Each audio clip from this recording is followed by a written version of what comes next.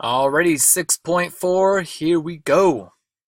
Talking about expressions with radical expressions, and we're going to be doing some graphing too with these guys. So we're going to start with first example here, and we're just going to be given a rational equation, and we're just going to find what is the domain.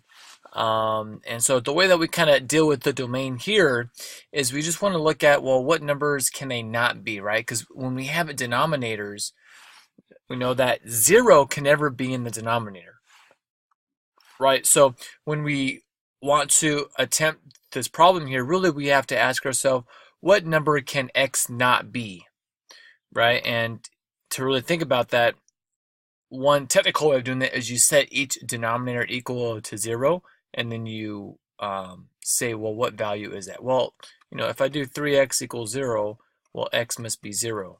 Same thing here. If I set 4x equal to 0, that means x must be 0.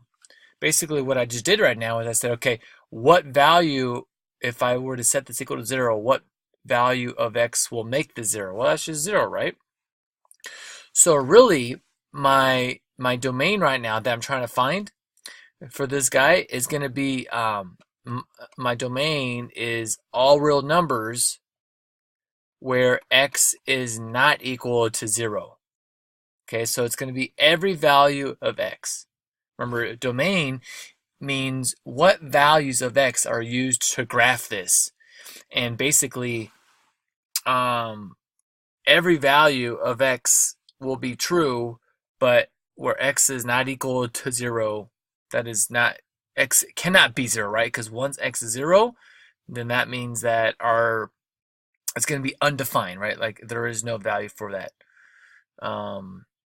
So, in short now, or in summary, the way that, there's all kinds of ways that you can write this. Domain right here is all real numbers. You could also write like this in set notation.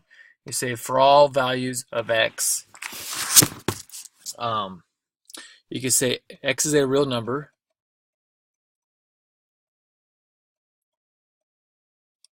Okay, and then you just kind of say, but x is not equal to 0.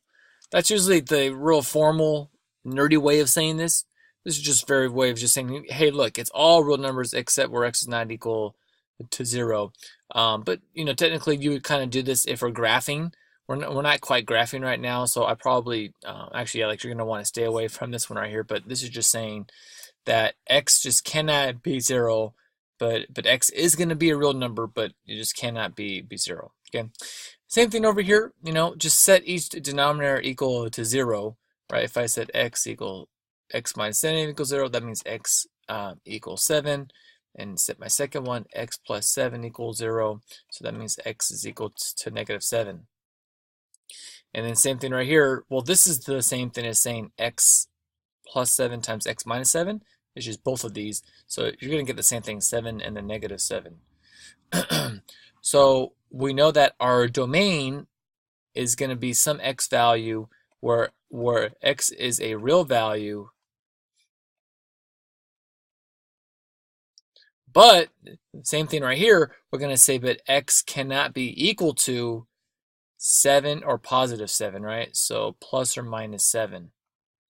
Okay. We do a little squiggly bracket right there.